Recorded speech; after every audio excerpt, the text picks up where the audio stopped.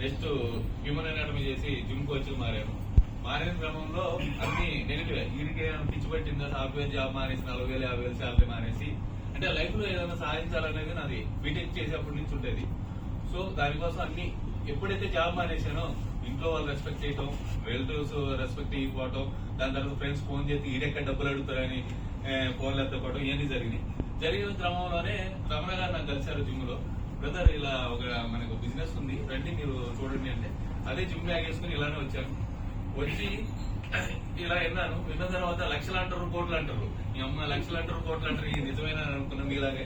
అనుకున్న తర్వాత సైట్కి రమ్మన్నారు, సైట్కి వచ్చాను. సార్తో జర్నీ చేయడం జరుగుతుంది. అలా ఒక 90 days జర్నీ చేశాను. ఇక్కడ 100 days ట్రైనింగ్ ఎందుకు చెప్తారంటే, ఈ జర్నీలో ఎవ్రీథింగ్ మనకు అలవాటు అవుతుంది. ఫస్ట్ రోజు ఇలా సైట్కి వెళ్ళిన తర్వాత మొత్తం చూసిన తర్వాత మనకి కాలం కదా.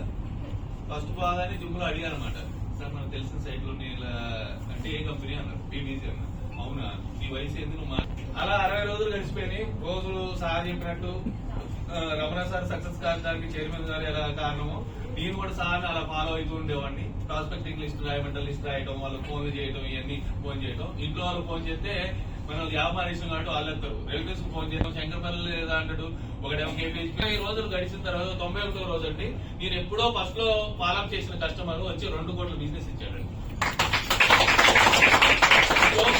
నేను చెప్పేది ఏంటంటే, అద్భుతాలు జరిగేదాకా ఎవరు గుర్తించరు, జరిగిన తర్వాత గుర్తించాల్సిన అవసరం లేదు. మీ దగ్గర డబ్బులు ఉంటాయి కాబట్టి ఎవరు గుర్తిస్తే ఎందుకు గుర్తించకపోతే అంతే కాదు. ఒకప్పుడు కేపీహెచ్పీ అంటే ఏమన్నారండి,